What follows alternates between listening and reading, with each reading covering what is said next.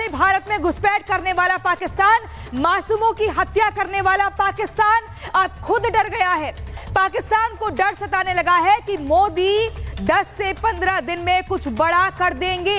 यानी कि पाकिस्तान को पता है कि उसने गलती कर दी है और इस बार उसे गलती की भारी कीमत चुकानी पड़ेगी, बिल्कुल चुकानी पड़ेगी। इस रिपोर्ट में देखिए कैसे पाकिस्तान में डर का माहौल बन गया है। देखिए दर्शक,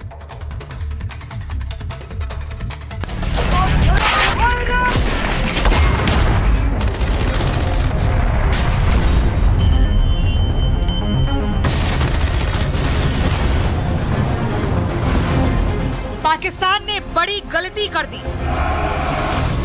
अब आतंकिस्तान का क्या होगा? डर के साए में जीने को मजबूर है पाकिस्तान। पहलगाम में आतंकी हमले के बाद भारत सरकार एक्शन में है। तीनों सेनाओं ने मोर्चा संभाल लिया तो पाकिस्तान में बेचैनी का माहौल है, जिसकी बारीकी आप इससे समझिए। खौफ में पाकिस्तान, पूरे पाकिस्तान बॉर्डर पर सुरक्षा बढ़ा दी गई है। जैश के हेडक्वार्टर और मदरसे की सुरक्षा बढ़ाई गई है। पाकिस्तान सैनिकों की छुट्टियां खत्म कर दी है। सभी डॉक्टर्स की भी छुट्टियां खत्म कर दी गई हैं। पाकिस्तानी वायुसेना रात भर हवा में गश्त लगा रही है। सीमा की तरफ विमानों का मूवमेंट तेज हो गया। इतना ही नहीं, खबर है कि पीओके के टेरर लॉन्च पैड खाली करा लिए गए हैं। हमले के डर से आतंकी मसूद अजहर भी अंडरग्राउंड हो गया है। मसूद अजहर के लिए पाक सेना और आईएसआई ने खास पहरा लगाया है। जैश के आतंकी बहावलपुर हेडक्वार्टर छोड़कर भाग गए हैं और जैश के बड़े आतंकी कमांडरों को सेफ हाउस में रखा गया है और खुद पाक एयरफोर्स ने आतंकियों को सेफ जगह पहुंचाने का जिम्मा लिया है। पाकिस्तानी एयरफोर्स के जेट आतंकियों को शिफ्ट करने में लगे हैं क्योंकि उन्हें डर है कि भारत आतंकियों पर सीधे हमला कर सकता है और तब भारत को रोकना या आतंकियों को बचाना नामुमकिन होगा। पाकिस्तान का डर इससे भी समझ सकते हैं कि भले ही पाकिस्तान के खुद के खाने पीने के लाले पड़ रहे हों, लेकिन अभी भी उसकी फुटानी कम नहीं हो रही। उल्टे भारत को जंग नहीं, परमाणु जंग की धमकी दे रहा है। ये जो 130 एटॉमिक हमारे पास वेपन है, वो हमने सिर्फ मॉडल बनाने के लिए नहीं रखे हुए और आपको पता ही नहीं कि हमने पाकिस्तान के किस किस हिस्से में रखे हुए हैं। तो इसलिए ये सोचना भी ना कि आप पाकिस्तान की हदूद को क्रॉस करोगे। अगर सोचोगे भी तो उसका खमियाजा आपको भुगतना पड़ेगा। पाकिस्तान के मंत्री शायद ये भूल गए हैं कि ये आज का भारत है जो सिर्फ बयान नहीं देता बल्कि घर में घुसकर मारता है, और ये बात वहाँ के नेता भूल गए हैं। नौकरशाहों को मोदी का स्टाइल और मोदी के जवाब का तरीका अभी भी याद है। तो मुझे शक नहीं है कि कोई ना कोई कार्रवाई तो जरूर भारत करेगा। भारत जो है कोई कार्रवाई करता है, जो करेगा वो आज हो, कल हो, हफ्ते के बाद हो। देखिए ना, पुलवामा का वाकया हुआ था 14 फरवरी को। हाँ जी। और बालाकोट का वाकया हुआ था 26 फरवरी को, यानी 12 दिनों के बाद भारत ने वो कार्रवाई की थी। अगर उसी पैटर्न को रखा जाए तो ये 22 अप्रैल को हुआ, तो आप तवक्को रख सकती हैं कि 21, 2, 1, 2 या कम या 2, इन 3 या मई के पहले हफ्ते में कोई कार्रवाई हो सकती है या फिर उससे बाद में भी हो सकती है। मोदी कुछ बड़ा करेंगे, ये भारत भी जानता है और पाकिस्तान भी जानता है, और यही वजह है कि सिंधु जल समझौते को रोकने भर से पाकिस्तान में ऐसी बौखलाहट देखने को मिल रही है। लेकिन जब आतंकी और उनके आकाओं को मिट्टी में मिलाने की बारी आएगी तो आतंकिस्तान की तबाही की कहानी लिखी जाएगी। Bureau report, Republic Bharat.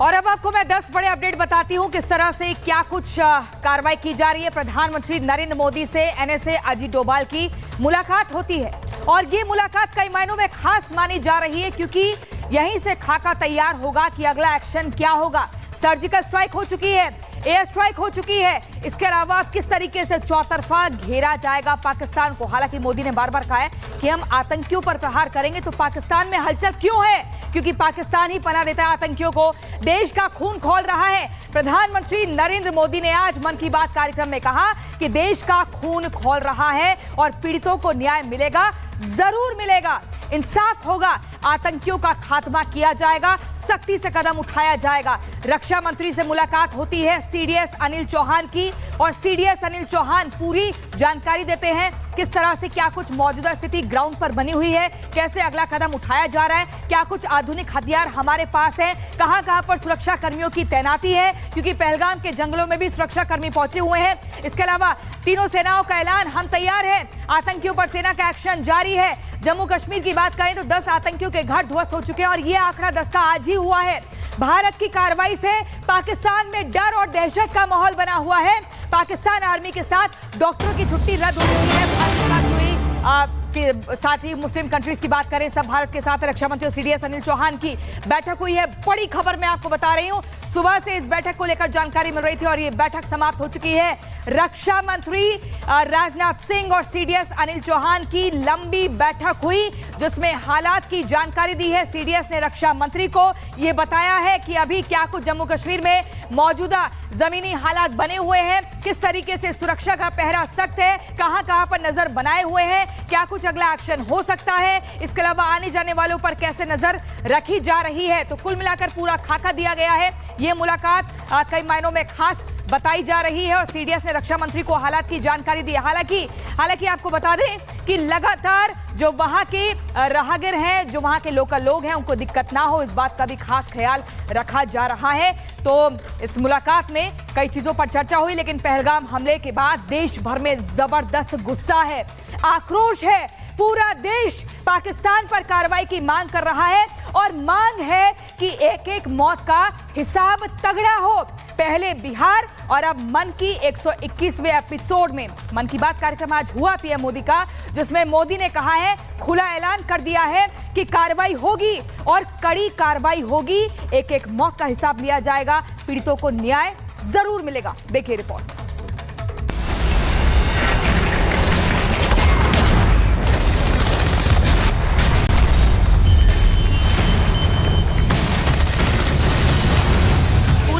का खून खौल रहा है। अब आतंकियों की बची खुची जमीन को भी मिट्टी में मिलाने का समय आ गया है। पीएम मोदी ने पूरे देश से मन की बात की। मोदी ने आतंक का जवाब अखंडता से देने का मन बना लिया है। पीएम मोदी ने मन की बात की शुरुआत मन की पीड़ा के साथ की, जिसमें पहलगाम का दर्द साफ झलका। 22 अप्रैल को पहलगाम में हुई आतंकी वारदात ने देश के हर नागरिक को दुख पहुंचाया है। पीड़ित परिवारों के प्रति हर भारतीय के मन में गहरी संवेदना है। मुझे एहसास है, हर भारतीय का खून आतंकी हमले की तस्वीरों को देखकर खौल रहा है। आतंकवाद के खिलाफ इस युद्ध में देश की एकता, 140 करोड़ भारतीयों की एकजुटता हमारी सबसे बड़ी ताकत है। यही एकता आतंकवाद के खिलाफ हमारी निर्णायक लड़ाई का आधार है। पीड़ित परिवारों को फिर भरोसा देता हूं, उन्हें न्याय मिलेगा, न्याय मिलकर रहेगा। इस हमले के दोषियों और साजिश रचने वालों को कठोरतम जवाब दिया जाएगा। न्याय के इसी भरोसे ने पड़ोसी आतंकिस्तान को लाउड एंड क्लियर संदेश दे दिया है कि बदला जल्द लिया जाएगा और इस बार बदले का आघात बहुत गहरा होगा। आतंक का जवाब पीएम मोदी ने 140 करोड़ भारतीयों की अखंडता से देने का मन बनाया है। पहलगाम के पीड़ितों को न्याय दिलाने की बात और आतंकवादियों को दुनिया के अंतिम छोर से पकड़ने की बात पीएम मोदी ने पहले ही कह दी है। जिन्होंने ये हमला किया है, उन आतंकियों को और इस हमले की